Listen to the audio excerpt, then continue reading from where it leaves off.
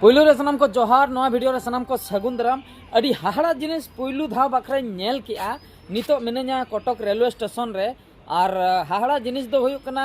rail गाड़ी ते सुक्री सगाड़ दो 30 रहो बन नेल लेको सरी के बयहा मिसी को फर्स्ट टाइम बखरा रेल गाड़ी ते सुक्री सगाड़ी नेलाना आपे होपे नेल का को से बांगा बन बड़ाया मेनकान इन दो फर्स्ट टाइम इन नेल के को अड़ी हाहाड़ाኝ बुझाव क्या रेल गाड़ी ते गाड़ी को इदिया ओना दोñ बड़ाय ताहें रेल गाड़ी ते हड़ को देजो ओना मा सानाम हड़ गेबन बड़ाया रेल गाड़ी ते नुकु जो जीव जियली होको इदी को जहां लेका सुक्री को सगाड़े को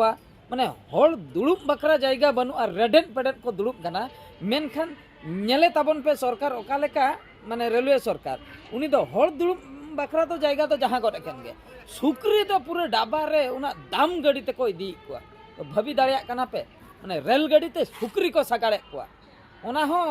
जहां रेल गाड़ी रे हड़ को दुड़ुब कना ओना रेल गाड़ी ते सुक्री बकरा भेगार ते डाबा माने ओना माल गाड़ी ते खान दो मिटे भेगार हम ओना दो माल गाड़ी कना ओना ते दो सुक्री हो को सगाड़ को ठीक गया माल सेनो कना मेनखान हड़ ते जो गाड़ी ते सुक्री को सगाड़ के को नवा गे अड़ी हाहाड़िन बुझो के तो जहां कान के नवा मा सुक्री सगाड़ कथे लिया पे ताबना आर मिटन अड़ी इंपोर्टेंट कथे लिया पे लगिया नवा वीडियो रे ओना इंपोर्टेंट कथा दो हुयु कना जहां सेता बेड़ा मिटे वीडियो अपलोड लेआ भुवनेश्वर रे चलुआ कना आदिवासी मेला 2025 तो ओना इदी कते गे रियलिटी ऑफ आदिवासी मेला मेन दो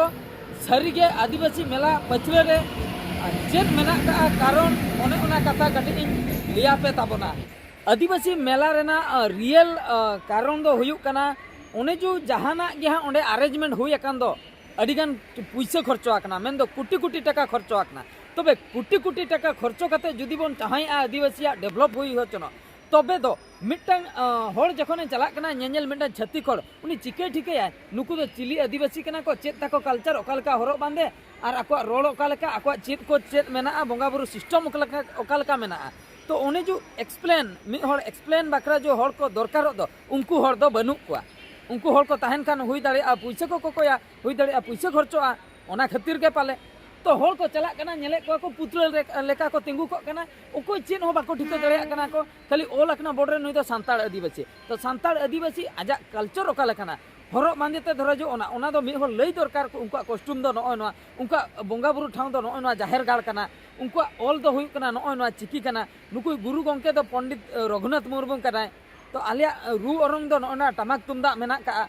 तो आलिया ओड़ा दो नय नंका खापरा रना ओड़ा जहां लेका गे हुई को तो ओना दो मि होड़ एक्सप्लेन बकरा मि होड़ ओंडे नियोजित ताहे दरकार ताहे कना मेनखान ओना बांग को कराव का तो ओना बांग को कराव का खान होड़ चिकते ठिकेया तो नोडे को बड़ाय कना नुकु दो टाका पैसा मरु बकरा गे नवा आदिवासी मेला दो को कराव छ होड़ ठे को सदरा जे आदिवासी मेला हुई कना मेनखान उनी जो एक्सप्लेन काते जे मिटंग होड़ ठे सेटरआ ओना दो बाको चाहाया ओना लई लेखान मा नुकु को ठिके जतोना को ठिके गे तकवा तो जिनिस दो हुई कना नय नवा गे अड़ी अड़िस बुझाइना और ओना सलाते पिठा लेटो आको खाद्य चेन को मेना का ओका लेका को जोमा ओका लेका को नुया जतोना देखा दरकार ताहे कना से तो आदिवासी मेला कोराव कतन ओंडे बजट पे देखाव कि आदिवासी मेला रे निना खर्चो आकना निना कोटी टका ओना कोटी टका तो ओकासन सेनोआ ने स्टेज प्रोग्राम को कराया जहां तिना गे को हजू कना ओंडे को दोन हचोय का उनको तो 1 टका हो बाको एमा को कना जहां ठिकैया उनको तो हुई दाड़िया नंका गाड़ी भाड़ा को एमा को कना गाड़ी भाड़ा जीवा आसबा मुजरी को तो बाको एमा को कना और जहां ओंडे तिंगु कते हा ओंडे को सो का दो उनको हो ओंका गे टाका पैसा जहां गे ओंडे आदिवासी मेला nyutum ते चलायन दो नवा दो 1 कोटी टका 2 कोटी टका कि जहां कोटी टका गे चलायना ओना पैसा तो नेता मंत्री पॉकेट रे बोलोना इना भाबी दो हा नवा कना और जुदी सरी को नवा कमेंट कते बड़ा हचिन ताबन पे नोंका हुई को आसे बांगा तो निये तायम आरो ओडिसा गवर्नमेंट आर मिटंग मेला बैचौली ओना दो हुई कना प्रवासी भारत माने बाहरे दिसम रेन हेजु आको हेज काते नोंडे उनको पचला रे 100 तीना कोटी तार खर्चो आकना खर्चो काते हा ओना उनको को हो का को तापरे उनको हा को भाषण बड़ा काते जम बड़ा काते को रुवाड़ा बेकार समस्या मा इनके गे ताहन कना बेकार समस्या मा बांग चला कना तो जुदी उन मेला पे कराय उन होड़ा चक्री होचो बखरा तबे तो चेत खातिर नु तायम रे नितो धबे हेना को ताबना आबोरिन होल माने नो जो टाका खर्चो कान दो नवा को दो लई कानो को अजोथा टाका हंकु को हेना भारत दिसम बाहरे को हेना जमा नुआ को एमा को ओना nyutum ते खर्चोयना 100 निना कोटी 200 निना कोटी आदिवासी मेलाते खर्चोयना निना कोटी तबे नोंडे दो उन्हें साजाव सापड़ावाते इया काते आदिवासी होड़ा डेवलपमेंट दो चेत हो बाय हुई कना नोय नोआ हुई कना रियलिटी दो ओना खातिर नो नका मेला को को कोरा इᱧᱟ भाबी दो नोआ कना और जहां लका नोय सुक्री कथा लिया पे तबना सुक्री रेलगाड़ी ते को सागाड़े को जुदी सुक्री रेलगाड़ी ते को सागाड़े को तबे मनमी दो का चेत ते को चला तबे नोडे भाबी ताबन पे ओका लका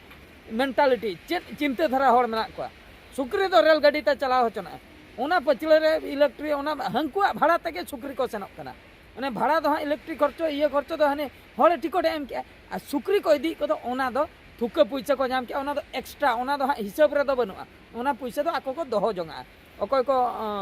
चिप वाला को ताहे को आमेन दो हेड होड़ उनको हा ना सुक्री पैसा को दोहो का जहा के 1 लाख टाका 12 लाख टाका एमो में इन मिटा डाबाኝ खोंजामा नोआ हांडे सटरा ओना पैसा दो आको को जोमा तो आर बखा दो सुक्री बखरा ट्रेन दो बनाव कना इन लेन पे सुक्री बखरा ट्रेन बनाव कना बड़ा धंधा को चालू का मन इच्छा को कमी जोंगा कना ओकारे एक्चुअली टाका दरकार ओंडे दो बाको खर्चाया नोंडे बेकार होड़ को बढ़ती कना चाकरी दरकार कना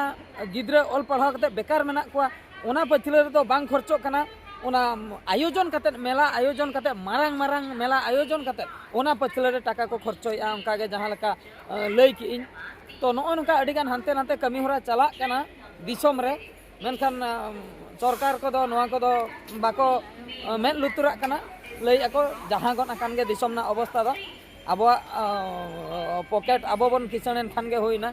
आर ओना गे सरी कथा दो जहां लका नेता मंत्री मेना को ताबोना उनको दो उनको ओड़ा दुआर नेल पे तिने केटे उनको गाड़ी मोटर ठे को एतो कते जतन जिनिस उनको दो